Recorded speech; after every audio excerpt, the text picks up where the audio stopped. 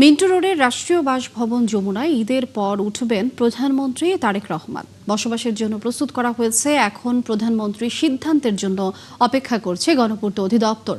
গণপূর্ত অধিদপ্তরের প্রধান প্রকৌশলী খালিকুজ্জামান চৌধুরী জানিয়েছেন, অপচয় না করে ব্যয় সংকোচন নীতি অনুসরণ করে বাসভবনটি সংস্কার করা হয়েছে। তারেক রহমান সশস্ত্র চিত্রে শপথ করিতেছি যে প্রধানমন্ত্রী হিসেবে শপথ নেয়ার মাস পেরিয়েছে তারেক রহমানের। তবে এখনো তিনি সরকারি বাসভবনে বসবাস শুরু করেননি। এখন থাকছেন গুলশানের বাসভবনে। অফিস করছেন বেশিরভাগ সময় সচিবালয়ে। শেখ হাসিনা তার শাসনামলের পুরোটা সময় জুড়েই ছিলেন শেরেবাংলা নগরের গণভবনে। পতনের পর সেই বাসভবন এখন জুলাই স্মৃতি জাদুঘর। রাষ্ট্রীয় অতিথি ভবনে থেকেই দায়িত্ব পালন করে ক্ষমতা হস্তান্তর করে বিদায় নিয়েছেন অন্তর্বর্তী সরকারের প্রধান উপদেষ্টা ডক্টর মোহাম্মদ ইউনূস। মিন্টু রোডের এই বাসভবনটি প্রয়োজনীয় সংস্কার করা হয়েছে।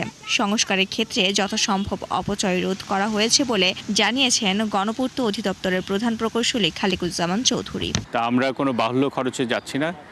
ভেতরের যে মেইনলি রং হাইজেনিক ওয়াশ বলে যেটাকে, সেটাই আমরা মূলত করছি, যাতে আমরা খুব অল্প বাজেটের ভিতরে সাশ্রয়ীভাবে এই জিনিসটা করতে পারি। ঈদের পরপরই যমুনায় বসবাস শুরু করার কথা ছিল প্রধানমন্ত্রীর। প্রধান প্রকৌশলী বলছেন, প্রধানমন্ত্রীর অভিপ্রায় অনুযায়ী তিনি যখন ইচ্ছে উঠতে পারেন। অলমোস্ট রেডি হয়ে গেছে।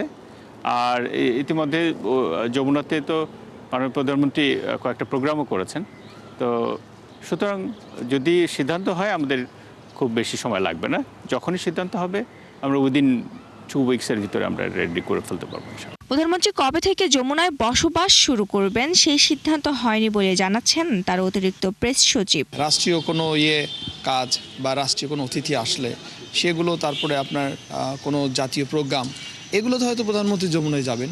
কারণ উনি যে বাড়িটি থাকেন ছোট্ট বাড়ি, আপনারা জানেন, ছোট্ট একটা বাড়ি, মানে একটা প্রাইম মিনিস্টারের বাসা এটা মনেও হয় না, ছোট্ট একটা বাসায় থাকে। সেটা অবশ্য অল্পের মধ্যে আমরা যতটুকু পারছি তার জন্য তৈরি করা হয়েছে। এবং একটা জিনিস দেখলাম, সেটা হচ্ছে এই বাড়িতে উনি স্বাচ্ছন্দ্য বোধ করে। আর যমুনা তো বিশাল একটা ব্যাপার, রাষ্ট্রীয় এটাতে আপাতত উনি যাচ্ছেন না, এটা ঠিক। মন্ত্রিসভার অনেক সদস্য এর মধ্যে কেউ কেউ সরকারি বাসভবনে উঠছেন। ঈদের পরে অনেকেই ওঠার প্রস্তুতি নিচ্ছেন। মাহিলা ইসলাম, ৭১, ঢাকা।